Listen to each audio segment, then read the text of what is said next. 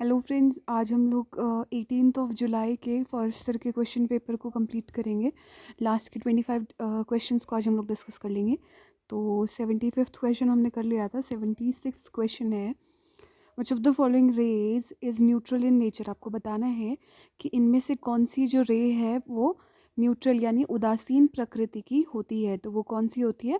Gamma rays. जो gamma rays है वो मैग्नेटिक और इलेक्ट्रिक फील्ड में डिफ्लेक्ट नहीं होती, जबकि जो कैथोड रे होती है इसका जो नेचर रहता है वो नेगेटिव इसकी प्रकृति होती है।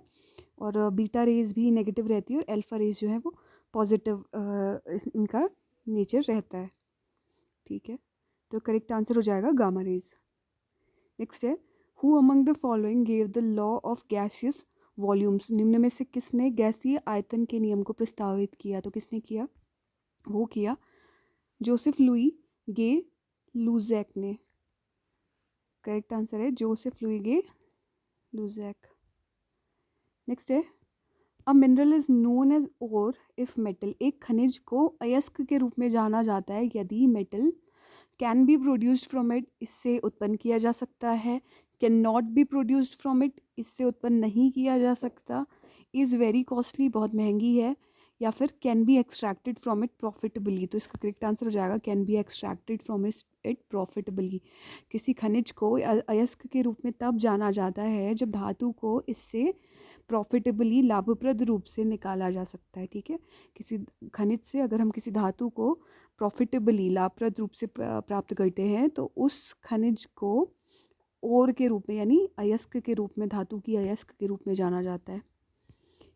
नेक्स्ट है, which of the following species arrive at the गहिर माथा बीच इन ओडिशा एनुअली फॉर नेस्टिंग। निम्नलिखित में से कौन सी प्रजाति घोंसले बनाने के लिए उड़ीसा के गहिर माथा समुद्र तट पर प्रतिवर्ष आती है? तो कौन सी आती है?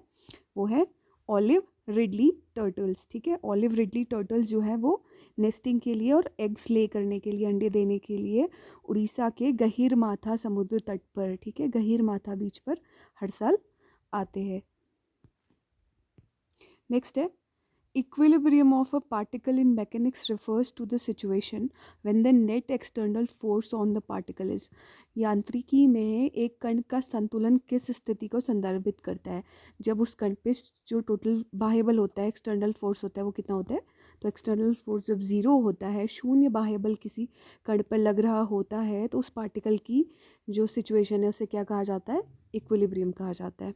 ठीक है, नेक्स्ट है, which of the following national parks of India is famous for one horn rhinoceros. तो आपको बताना है कि निम्नलिखित में से कौन सा नेशनल पार्क, कौन सा राष्ट्रीय उद्यान एक सींग वाले गेंडे के लिए प्रसिद्ध है? तो वो कौन सा है? वो है काजीरंगा नेशनल पार्क, जो कि असम में सिचुएटेड है। ठीक है, काजीरंगा नेशनल पार्क। नेक्स्ट है, which soil has the capacity to retain moisture for long time. आपको बताना है कि कौन सी प्रकार की मृदा में मिट्टी में नमी को लंबे समय तक बनाए रखने की क्षमता होती है। तो किस में होती है? सैंडी सॉइल में बिल्कुल नहीं होती। और सबसे ज़्यादा जो क्षमता होती है वो होती है क्ले सॉइल में, यानी कि चिकनी मिट्टी में या मृत्तिका में होती है। ठीक है, तो करेक्ट आंसर है क्ले सॉइल या फिर चिकनी मिट्टी। नेक्स्ट है, इन 1992 the earth summit was held in. 1992 में पृथ्वी सम्मेलन 1992 कहाँ पे आयोजित किया गया था? तो कहाँ पे आयोजित किया गया था? ये किया गया था ब्राज़ील में। ठीक है, रियो समिट 1992 जो है वो कहाँ पे? ब्राज़ील में आयोजित किया गया था। ठीक है, तो 1992 का अर्थ समिट कहाँ पे आयोजित किया गया था? ब्राज़ील में। नेक्स्ट है, what is the point at which an ideal lever, a light rod of negligible mass pivoted along its length known as। तो आपको बताना है कि वो बिंदु जिस पे एक लिवर, एक आदर्श लिवर अपनी लंबाई के बराबर पिवट होता है वो क्या कहलाता है? तो उस पॉइंट को कहते हैं, लिवर के उस पॉइंट को कहते हैं फलक्रम। क्या कहते हैं? आलम्ब या फलक्रम। नेक्स्ट है, what is Surangam system of Kerala. Kerala का सुरंगम सिस्टम क्या है? तो वो है सदियों से चली आ रही वाटर हार्वेस्टिंग की एक वाटर हार्वेस्टिंग का कॉन्सेप्ट है सुरंगम। ठीक है, केरला में सुरंगम एक कॉन्सेप्ट है जो वाटर हार्वेस्टिंग से रिलेटेड है। नेक्स्ट है, which among the following expressions correctly describes the value of 1 what. तो आपको बताना है कि 1 वॉट वैल्यू जो है इनमें से कौन सा व्यंजन उसका सही वर्णन करता है। तो कौन सा करता है, 1 वॉट इक्वल्स टू होता है 1 वोल्ट इंटू 1 एम्पेयर। जो वाट है वो पावर की यूनिट होती है, ठीक है। तो पावर का फॉर्मूला होता है current multiplied by voltage in volt, current in ampere end voltage in volt. तो यहाँ से वाट का करेक्ट एक्सप्रेशन बन के आ जाता है वोल्टेज एम्पेयर, ठीक है। तो करेक्ट ऑप्शन जाएगा 1 watt equals to 1 volt into 1 ampere. Next question drop कर दिया था कमीशन ने। तो क्वेश्चन है according to Indus water treaty the percentage of water that can be used by India is. जो इंडस वाटर ट्रीटी है उसके हिसाब से इंडिया कितने परसेंट वाटर को यूज़ कर सकता है। तो 20% वाटर को इंडिया यूज़ कर सकता है और 80% वाटर पाकिस्तान को जाता है, ठीक है। नेक्स्ट है which of the following occupational diseases is known as black lung disease. इनमें से किस डिजीज़ को ब्लैक लंग डिजीज़ या फिर कृष्ण फुफ्फुस रोग के नाम से जाना जाता है। तो वो कौन सी डिजीज़ है, वो है न्यूमोकोनियोसिस, न्यूमोकोनियोसिस या फिर फुफ्फुस धूलिमयता। फुफ्फुस धूलिमयता is known as black lung disease, इसे कृष्ण फुफ्फुस रोग के रूप में जाना जाता है। नेक्स्ट है which of the following is the factor that determines the ability of soil to change the shape और मोल्डिंग व्हेन वेट। मृदा के गीले होने पे आकार या ढलाई को बदलने की क्षमता को निम्न में से कौन सा कारक निर्धारित करता है। तो कौन सा करता है, सॉइल कंसिस्टेंसी। सॉइल कंसिस्टेंसी या मृदा संसक्ति जो है वो निर्धारित करती है कि गीले होने पे आकार को ढलाई में बदलने की मिट्टी की क्षमता कितनी रहेगी। नेक्स्ट है what is the role of bacteria in the carbon cycle. Carbon चक्र में जीवाणुओं की क्या भूमिका होती है। तो जीवाणुओं की क्या भूमिका होती है, break down of organic compound. जो बैक्टीरिया रहते हैं क्या करते हैं, break down of organic compound, कार्बनिक यौगिकों का भंजन करने का कार्य करते हैं कार्बन साइकिल में। नेक्स्ट है हु डिस्कवर्ड पेनिसिलिन। पेनिसिलिन की खोज किसने की थी। तो किसने की थी, पेनिसिलिन की खोज की थी अलेक्जेंडर फ्लेमिंग ने। किसने की थी, अलेक्जेंडर फ्लेमिंग ने। नेक्स्ट क्वेश्चन है which of the following is the commercial rearing of silkworm.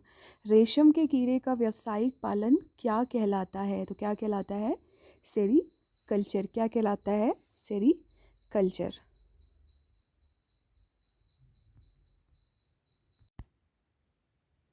ठीक है। इसके अलावा एक्वाकल्चर क्या होता है, एक्वाटिक प्लांट्स और एनिमल्स यानी एक्वाटिक प्रोड्यूस की फार्मिंग करना जिसमें प्लांट्स और एनिमल्स दोनों इंक्लूडेड होते हैं, वो एक्वाकल्चर कहलाता है। और आर्बोरिकल्चर क्या होता है, हॉर्टिकल्चर की एक ब्रांच होती है जो प्लांट की ग्रोथ और उसको उगाने से रिलेटेड स्टडी करती है। और एपीकल्चर होता है bee keeping, honey bee keeping जो रहती है वो कॉमर्शियल बी कीपिंग जो है एपीकल्चर के अंदर आ जाती है, ठीक है। तो सिल्कवॉर्म का कॉमर्शियल रियरिंग कहलाती है सेरिकल्चर। नेक्स्ट है, ये क्वेश्चन भी ड्रॉप कर दिया था, hydrogen cyanide adds on to aldehyde and ketones to form corresponding. जो एल्डिहाइड और कीटोन है उससे जुड़कर हाइड्रोजन साइनाइड क्या बनाता है। तो हाइड्रोजन साइनाइड जो है वो एल्डिहाइड या और कीटोन्स के साथ मिलकर क्या बनाता है, साइनोहाइड्रेंस बनाता है। क्या बनाता है, साइनोहाइड्रेंस, ठीक है। Excuse me. नेक्स्ट है solar energy is dash dash source of energy. Solar energy का कैसा स्रोत है, कैसा सोर्स है। तो सौर ऊर्जा जो है वो अपारंपरिक या गैर पारंपरिक या फिर non conventional source of energy है, ठीक है। Non conventional source of energy है। क्या ये एग्जॉस्टेबल है, यानी ये कभी क्षय हो जाएगी। तो नहीं, ये एग्जॉस्टेबल नहीं है, कभी ख़त्म नहीं होगी। नॉन रिन्यूएबल है, ये नॉन रिन्यूएबल भी नहीं है, रिन्यूएबल है, ठीक है। और कन्वेंशनल भी नहीं है। नेक्स्ट है which state organises Jalabhishekam campaign with the goal of water conservation. जल संरक्षण के लक्ष्य के साथ में कौन सा राज्य जलाभिषेकम अभियान आयोजित करता है। तो कौन सा स्टेट करता है, मध्य प्रदेश करता है, एमपी करता है Jalabhishekam campaign with the goal of water conservation. Next है whose name under national award for wildlife protection have been given, वन्य जीव संरक्षण के लिए राष्ट्रीय पुरस्कार के तहत किसका नाम दिया गया है? तो ये जब एग्जाम हुआ था तब का क्वेश्चन है, तब का इसका करेक्ट आंसर हो जाएगा अमृता देवी। नेक्स्ट है the reaction between N alcohol and carboxylic acid is called, alcohol और कार्बोक्सिलिक एसिड के बीच की अभिक्रिया को क्या कहा जाता है? तो क्या कहा जाता है? इसे कहा जाता है एस्टरीफिकेशन, एस्टरीफिकेशन या एस्टरीकरण। नेक्स्ट है which of the following techniques can be use to form the image of heart using ultrasonic waves, ultrasonic waves यानी कि पराश्रव्य तरंगों का उपयोग करके हृदय का प्रतिबिंब बनाने के लिए निम्नलिखित में से किसका उपयोग किया जाता है? तो किसका किया जाता है? ईसीजी या फिर इकोकार्डियोग्राफी। क्या की जाती है? इकोकार्डियोग्राफी। नेक्स्ट है which of the following plant hormones promote cell division, निम्न में से कौन सा पादप हार्मोन कोशिका विभाजन को बढ़ावा देता है? तो करेक्ट आंसर है साइटोकाइनिन। कौन सा है? साइटोकाइनिन। साइटोकाइनिन एक प्लांट हार्मोन है जो सेल डिवीजन को बढ़ावा देता है। लास्ट क्वेश्चन है which Kepler's law states that all planets move in elliptical orbit with the sun situated at one of the foci of the ellipse। Kepler के किस नियम में कहा गया है कि सभी ग्रह दीर्घवृत्ताकार कक्षाओं में घूमते हैं जबकि सूर्य दीर्घवृत्त के किसी एक केंद्र पर स्थित होता है? तो कौन सा लॉ है? ये है लॉ ऑफ ऑर्बिट्स। क्या है? Law of orbits. तो ये आज के हमारे 18 जुलाई के सारे क्वेश्चंस कंप्लीट हो गए। तो ये आज हमारी आज की वीडियो थी। Thank you for watching.